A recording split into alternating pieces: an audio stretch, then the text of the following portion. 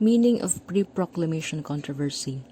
A pre-proclamation controversy, as defined in the Omnibus Election Code, refers to any question or matter pertaining to or affecting the proceedings of the Board of Canvassers which may be raised by any candidate or any registered political party or coalition of political parties before the Board or Director of the Commission on Elections, or any matter raised in sections 233, 234, 235, and 236 in relation to the preparation, transmission, receipt, custody, and appreciation of the election returns and elections and certificate of canvass. It is properly limited to challenges directed against the Board of Canvassers and proceedings before said board relating to particular election returns to which specific verbal objections subsequently reduced to writing should be made. It should refer to an election controversy raised before proclamation. After proclamation, the controversy becomes an election contest. Exclusive jurisdiction of the Commission on Elections. The Commission on Elections shall have exclusive jurisdiction over pre-proclamation controversies involving local elective officials. As an exception, pre-proclamation cases are not allowed under Section 15 of RA number 7166 for elections or in elections for president. Ang RA 7166 is... what the fuck? I'm searching for RA 166. 7166. RA 7166 is an act providing for the synchronized national and local elections. Okay, continue. RA 7166 in elections for President, Vice President, Senator, and members of the House of Representatives on matters relating to preparation, transmission, receipt, custody, and appreciation of election returns, or the certificate of canvass, as the case may be, except as provided in Section 30 thereof. What is allowed is the correction of manifest errors in the certificate of canvass or election returns.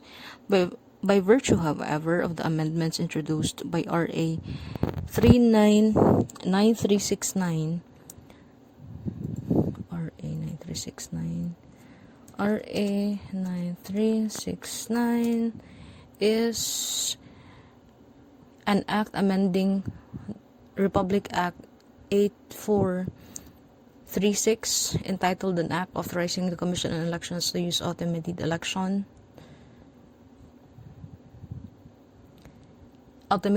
system in May 11, 1998, national or local elections, and in subsequent national and local electoral exercises to encourage transparency, credibility, fairness, and accuracy of elections, amending for the purpose Batas Pambansa bilang 881.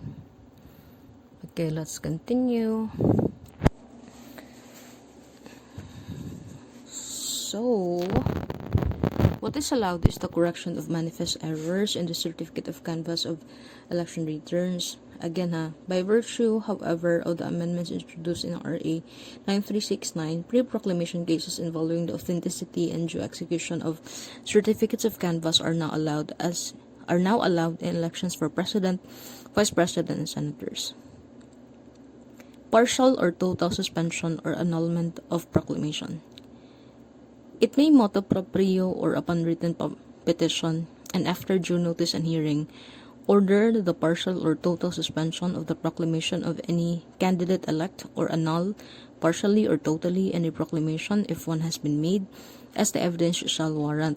The reason for this is that unless the proclamation of a winning candidate is suspended, or if it has been held, set aside, the policy behind the allowance of pre-proclamation controversies, that is, to prevent losing candidates from grabbing the proclamation and delaying the resolution of electoral contest, will be defeated. Proclamation of other winning candidates. Notwithstanding the pendency of any pre-proclamation controversy, the Commission may, motu proprio or upon filing of a verified petition and after due notice and hearing, order the proclamation of other winning candidates whose election will not be affected by the outcome of the controversy. Controversy to be first heard and decided by a decision or by a division of the Commission.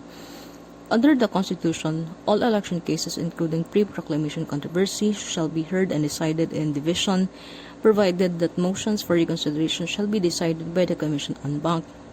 In other words, all such election cases first be heard and decided by a division of the Commission. The Commission sitting en banc does not have original jurisdiction or authority to hear and decide the same at the first instance. But a petition for correction of manifest error in the statement of votes or in the tabulation or tallying of results, a pre-proclamation controversy may be filed directly in the Commission en banc.